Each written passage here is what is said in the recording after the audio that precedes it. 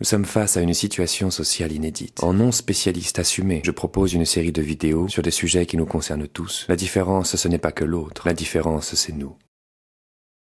J'aimerais qu'on fasse un pacte. Ok. Nous sommes amis. Quand on a les mêmes opinions, on s'en réjouit. Quand on a des avis opposés, on s'enrichit. Alors, continuons d'entendre l'autre dans sa différence. Continuons de faire avec les idées de chacun. Ne nous figeons pas dans des communautés, faisons société. Ok. Cool. Alors ce que je te disais, c'est que les transhumanistes travaillent dur pour modifier notre génome, nous assister avec des machines, nous doper avec des traitements chimiques et créer une vie artificielle, c'est dingue. Puis-je ajouter une clause à ce pacte ?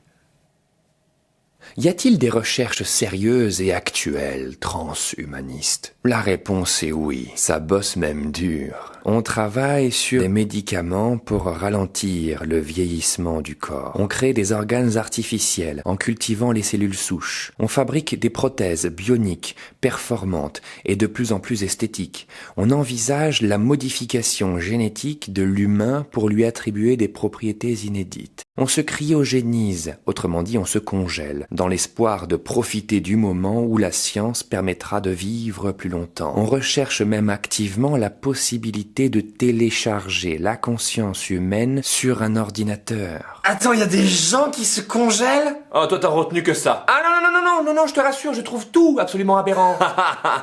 Ouais, et ça coûte cher. Entre grosso modo 50 000 et 200 000 euros, selon que tu veux te faire congeler la tête ou tout le corps. Eh ben oui, le principe de la crevette.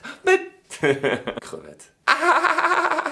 Non, attends, mais qui veut ça, hein? Et puis ils sont combien dans les labos à faire ça? 23, 4? En 2016, 300 personnes se sont faites congeler. Bah ça fait un beau plateau de fruits de mer, ça. Ils sont pas 3 ou 4, ces recherches sont sérieuses, soutenues et font énormément d'adeptes. De toute façon, j'ai toujours envié la sagesse de l'huître. La suite à la prochaine vidéo. Le but est d'avancer pas à pas, afin de permettre à chacun de se saisir des enjeux de notre siècle, de les confronter à ses valeurs, à ses désirs comme à ses peurs. Le temps est venu de savoir ce qui se passe et de choisir le monde dans lequel on souhaite vivre.